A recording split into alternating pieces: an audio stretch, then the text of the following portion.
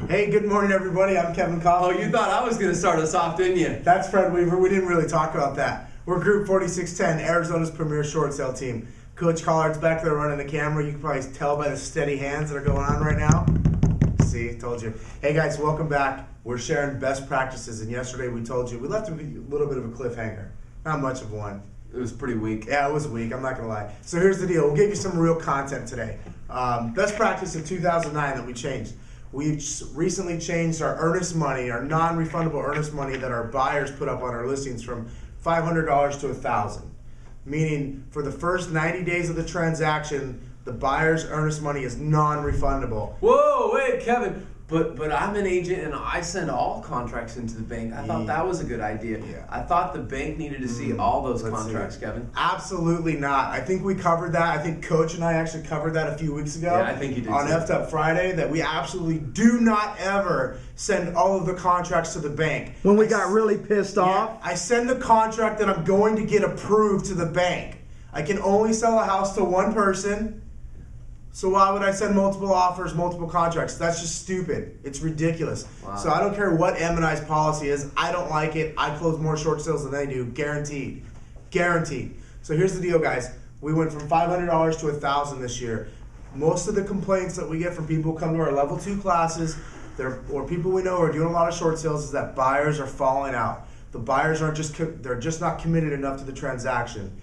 We have found for some weird reason that when there's $1,000 on the line of earnest money, somehow the buyers are now committed to 90 days in that transaction. And as you know, if you follow our system, or really if you follow any system at all short sales are approvable within 90 days. Let me take you guys back to 2008, even go a little bit further back. Yeah. In 2008, Kevin and I learned the hard way. And I say learned the hard way, we learned the things that have made us successful today. We closed 60 short sale transactions in 2008, and him and I negotiated every single one of them, listed every single property, did everything on our own.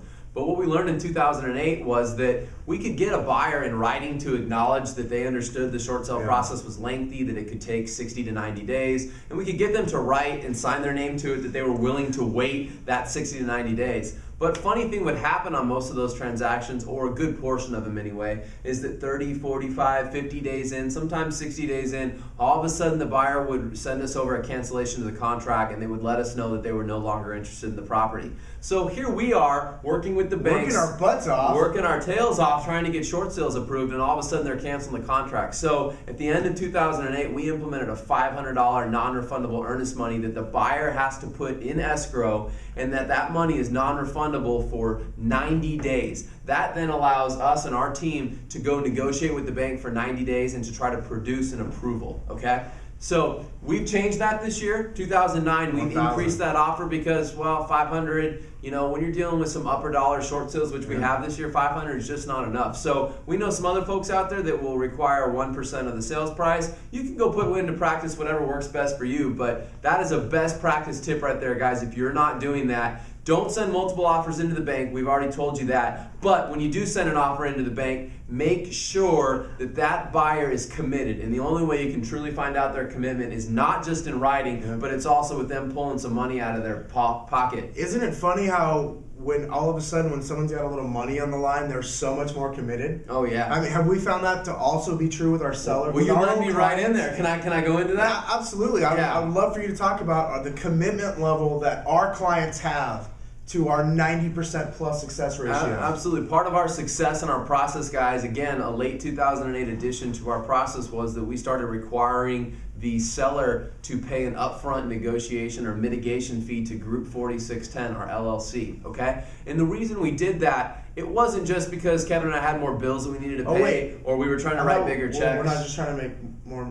No, I'm into money and I'm into making a profit, but understand that fee is that's not where I'm going to make the majority of my money in transaction. I charge that fee because I want the commitment from the homeowner and seller. Absolutely. Too often, and we talked about this probably 3 or 4 weeks ago when we kind of went through lead generation and conversion. Yeah. We talked about the quality of the seller and making sure that the seller was just as committed to seeing their home closed via a short sale as you were. And I will tell you guys that we could have probably 300 plus listings right now if we wanted to by not charging a fee, but I promise you that we wouldn't be closing many more than we are right now with a pipeline of 100. And the reason is because the 100 clients we have all have paid an upfront fee. So part of our change here towards the end of 2009 is we've actually increased that fee a little bit. And that fee is now $750. And we believe that that is only continuing to create an even more It's more committed. It's commitment. It's all about commitment. It costs me money to take a short sale listing. We all know that. If you're in the business, you know that. Plus with the systems we have, the transaction high management, the level staff system we that we have, have. absolutely. Everybody wants communication. I'm able to provide all of that. I've got my online system. I've got staff working on this every hour of the day. So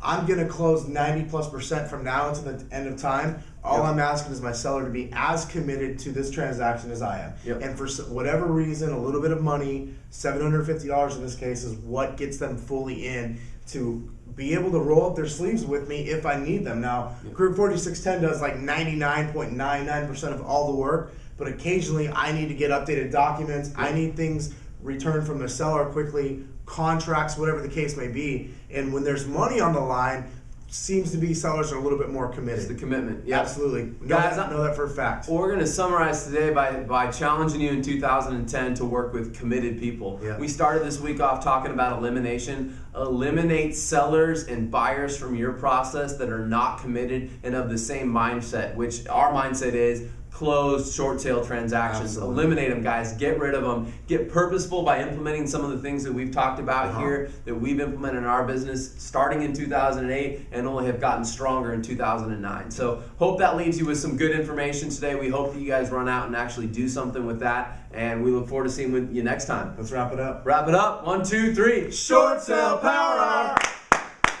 Short sale power hour. Crush it. Wow.